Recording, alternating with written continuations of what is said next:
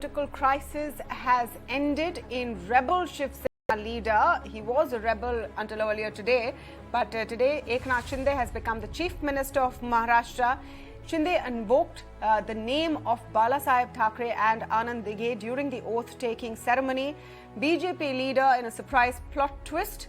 Devendra Fadnavis also took oath as the Deputy Chief Minister. Now, Shinde led the rebellion against ex-Chief Minister Uddhav Thackeray and called the previous Shiv Sena alliance with Congress and NCP unnatural. He had also said that development will be the focus of his government. BJP leaders have congratulated Shinde, including Uddhav's cousin and MNS chief Raj Thackeray. He also came in with his congratulations. Meanwhile, opposition leaders have criticized the move, saying that taking power in Maharashtra is a bad sign. President-elect Yashwant Sinha said that any government which believes in secularism and doesn't believe in Hindutva is now unsafe in India. Jairam Ramesh of Congress said developments in Maharashtra are shameful for a democracy like India. But the key questions that remain: what really changed in the last 24 hours that Eknath Shinde went from possibly being Deputy Chief Minister to Chief Minister? How did Devendra Fadnavis go from probable Chief Minister to giving outside support and to after that actually being sworn in as Deputy Chief Minister? What does this mean for the future of politics in Maharashtra and for the Thackeray clan? To speak on this, I'm joined now by Sanjay Jha, a political analyst who's also former Congress spokesperson, and Shaina Chudasama is joining us. She's the BJP spokesperson. I'm also speaking with Swaminathan, Aiyar, consulting editor, ET Now. Welcome to all of you. Let me begin with Shaina and see. If a Shiv Sena Chief Minister was acceptable to the BJP, then why didn't you just do this in 2019? None of this complication would have arisen. I'm not a political analyst and I don't want to be a journalist right now. Tamanna, I'll just answer your question. If we were so desperate to be in power, we could have done all kinds of tod-fod ki rajniti back in 2019 itself. We chose to accept the mandate of the people, the mandate of three non-aligning parties which had no commonality, no ideology, and chose to come only for the lust for power.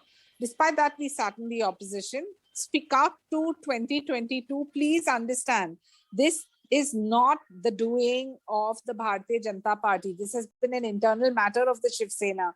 Why these rebels chose to leave their party, why they were so frustrated, why there was no Hindutva, all are questions best answered by them. I can only say that our leaders and leadership and the magnanimity of Devendra Fadnavis to work in the interest of the people of Maharashtra is the only agenda. Our Prime Minister, as I said, has always called himself a Sevak and Devendra ji as Maharashtra's Pradhan Sevak. I will just let Sanjay counter that as well. They're doing this out of the goodness of their heart, Sanjay. They have nothing to do with this entire Shiv Sena rebellion. Well, Tamanna, with due respect to my friend Shaina, the BJP is a ruthless machine, as political parties must be. I wish Congress was as efficient. Nothing wrong in chasing power. The question is the Sam, Dam, Dand, Bhed politics. Now, let me respond to what Shaina mentioned. There is no compassion or magnanimity here. I'll tell you what the deal is. The deal is very straightforward, that there is a BMC election coming up in Mumbai, and there is a Thane Municipal Corporation election. These are big ones, Tamanna, you know it. You've been in Mumbai for a long time. Big monies, big stakes. After all, there are 6 Lok Sabha seats in Mumbai. Now, if Mr. Shinde were not to be a chief minister, within the Shiv Sena, he would actually prove to be extremely unpopular, because the people were asking, what kind of a deal has he struck with the BJP that you remove a Shiv Sena chief minister, and that too Uddhav, who's part of the Thackeray family, and you become a second, a hireling or a second fiddle to a BJP. So the BJP has done what, frankly, any political party would do, is to put him in front so that now he can go and tell the Sainiks that, listen, I continue to be there. I am going to fight for the Hindutva ideology, and it gives him political clout. What happens to the other part of the Sena?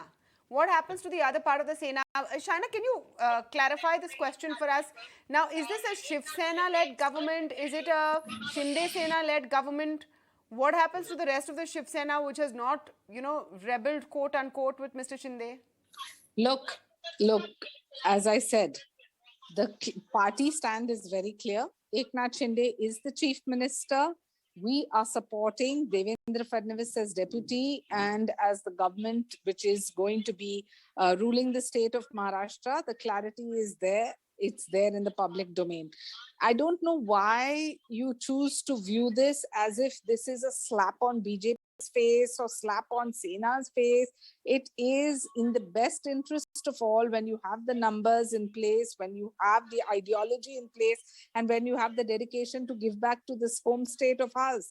So I don't understand why there should be so much speculation. And to my dear friend Sanjay, let me please say, it'll take the Congress years and years of training and introspection to understand what it means when we say nation first, party next, individual last. Because in the reverse, in 2019, it was nothing but individual, self, and looting of a state, which is a corrupt practice, which lacks accountability and transparency, which was shown to one and all.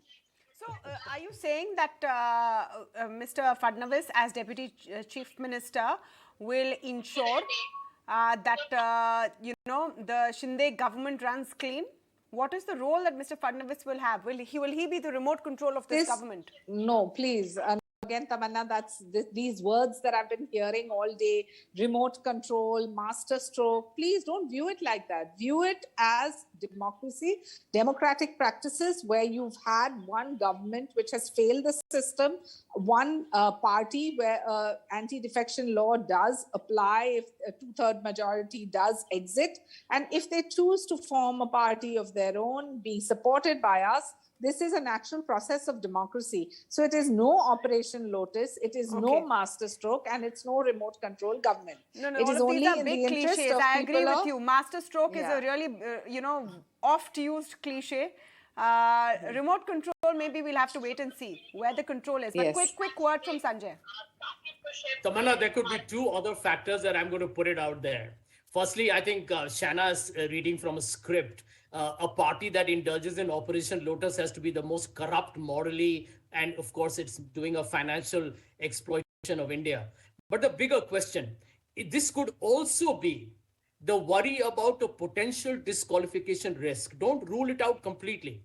The Supreme Court in its verdict said that even if a government is formed or there is a floor test, they are not considering the process to be irreversible. So if they were to technically disqualify these 16 MLAs, please remember, even the other 23 will have to resign because they will all not be part of the two-third anymore. In which case, you really have, once again, either an election. No, why will the other two-third have to resign? Even if 16 are disqualified, right now the number by their count is 106 plus 50, 156. So even if 16 have to resign, they'll be back to 140. Yeah, but then remember up 5 more. 20, no, but then the other 23 then cannot be, because they will also fall under the purview of the anti-defection, right? Because they are not two-thirds. Who will be theirs? So who will disqualify them? Sanjay, the speaker will be theirs. Eknath Shinde is going to choose the speaker. So who will disqualify these 16 rebel That's MLAs? the question. No, that was the question that Abhishek Manu Singhvi raised yesterday, right? And the Supreme Court said, no, we will anyway address that issue on the 12th. So I do believe that technically the speaker has the final decision, but the Supreme Court in its previous judgments has opened it up for review. It is open for a judicial review, in which case all 39 may have to resign, which could again change the dynamics altogether. You never know. So I do believe that the BJP could be hedging against that too. I mean, there are many possibilities. The last... If that, Sanjay, I would have believed that theory if Devendra Fadnavis stayed out of the government. But now that he has decided to be Deputy Chief Minister, there's no escaping whatever consequence this has. There's one point. We all know the internal politics within the BJP.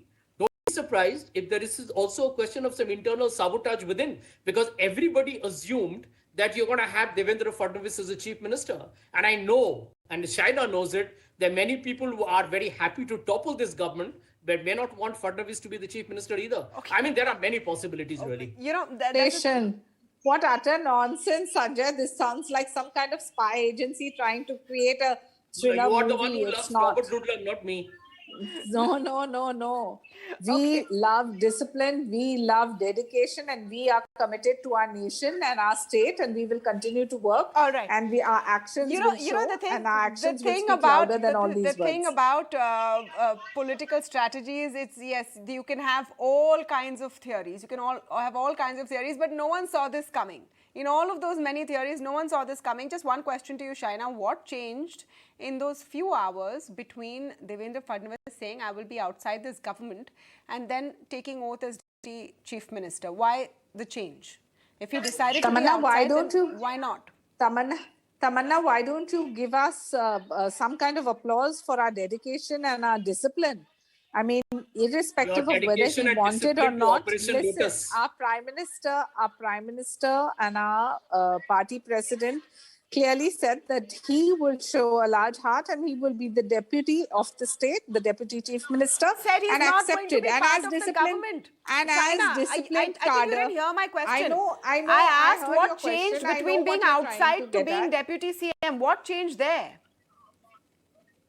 That speculation is for you to get into details. I only want to identify the discipline of our cadre, the discipline of our leadership, and the dedication of our leaders, be it Devendra Fadnavis or the smallest of Karyakarta. Okay. I think that's where a lot of that's fine. I don't think taking on such a big position is like a big punishment handed down to Fadnavis. But it was expected till yesterday he would be chief minister. Now, short point. Yes, short point.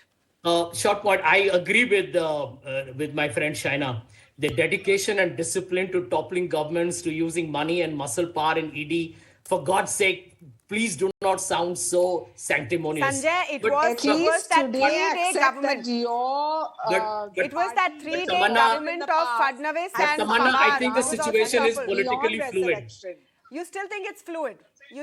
I think it's fluid. I'll tell you why. Because you still don't know how the Shiv Sena internal politics is going to play out. I'm going to come to that. I'm going to come to that. I want to thank Sanjay Jha and Shaina NC. Thank you so much. And I want to go to Swaminathan Aiyar for exactly that question. Swami, what do these developments mean now for Shiv Sena and the Thackerays? The Shiv Sena is in turmoil. It's an important party, always has been important. It was at one point of time far more important than the BJP. When they got into an alliance, the Shiv Sena was the senior partner, BJP was the junior partner. As time has gone by and the BJP has been gathering strength, the Shiv Sena does not like the new situation where it is expected to play the junior partner to the BJP. This is the reason they fought the last election together. When they fought the last election together, people expected they would form the next government. But Uddhav Thackeray said, it is my turn, I must be chief minister. And he was so insistent on this that he said, I will break and become chief minister with the support of the Congress, NCP and the others. Okay, so that was the situation of complete opportunism. There was an election won by a particular alliance and the alliance was broken as soon as the election was over. This is obviously going to lead to tensions within the party. There was always a strong group who said our natural allies are the BJP. Our ideology is Hindutva. What on earth are we doing cohabiting with the Congress and NCP and other people who are not of our ilk? So that tension always was there. But the question was, did anybody think there could be a split as wide as this, that as many as 39 MLAs out of 53 would leave and go over? I mean, Uddhav Thackeray was thought to be a strong leader. He had seen off a challenge from Raj Thackeray and Rane and other people. So he was thought to be a person in control of the party. What has turned out is that in the last 1.5, 2 years, he has lost control. Why did he lose control? One of the factors very clearly, even according to Mr. Shinde's followers, is that the central government has been exercising its powers using the Enforced Directorate and other tax authorities to raise questions about the finances of a number of these Shiv Sena members. And they've been told in effect, look, if you remain with Uddhav Thackeray, you are going to be harassed. And if you have skeletons on the cupboard, they are going to come out. If on the other hand, you stay with Mr. Shinde and move over to the BJP, your troubles will be solved. It would appear this has been the clinching factor. And this is why such a large number of people have been willing to cross over. Normally, you do not see a leader of Mr. Thackeray stature being reduced to such a tiny minority, not even one third. It has happened because I think of these external pressures. And that is a warning everywhere. Again and again, you found first in Karnataka, then Madhya Pradesh, now in Maharashtra, that the election gives one particular result, but the elector's verdict is not the one that is followed. Ultimately, there is ways of crossing the floor and changing the government after the election is over. So more and more, I would say, money, muscle, influence, these things are determining the outcome of elections rather than votes. Swami, do you foresee stability over the next 2.5 years for this government? I think there will be stability. I think using these same tactics, the BJP will be able to ensure larger and larger. I think the BJP on the one hand will attempt to increase the number of defectors from the Shiv Sena. On the other hand, they attempt to get together as many of the smaller parties and the independents as possible to make sure it has the numbers. So I think using those particular tactics, it will be able to manage the situation and last the full term. And what will Uddhav Thackeray do now? Because the question is, will he be able to go to Shiv Seniks and say that he has a problem with a Shiv Senik in Varsha, the CM's residence? Remember, he'd always said that there should be a Shiv Senik in the CM's residence, and there is a Shiv Senik in the CM's residence. Will he have to concede and sort of back Shinde? And in that case, will the Maha Vikas Aghadi combination survive? I think Mr. Thackeray will fight for control of the party. I do not think he will just cross over and become an associate of Mr. Shinde's. That particular challenge, I mean, there has been a split before. Raj Thackeray was seen as, in fact, a much greater challenger than Mr. Shinde is right now. If Mr. Uddhav Thackeray was able to see off Raj Thackeray, will he just keel over and give in to Shinde? I have my doubts. I think Mr. Thackeray will do his best to gather his forces together. And if you can force at election time, I'm quite sure that many, many more votes will come to Uddhav Thackeray than to Mr. Shinde. So that is the thing people will ultimately have to keep in mind, that, you know, his strongest card is that he will still have the back of voters. And that, after 2.5 years, that will tell. Well, that is the ultimate test, isn't it? Thank you so much, Swami, for speaking with us today. We'll take a very short break at this point, but stay tuned. A lot more.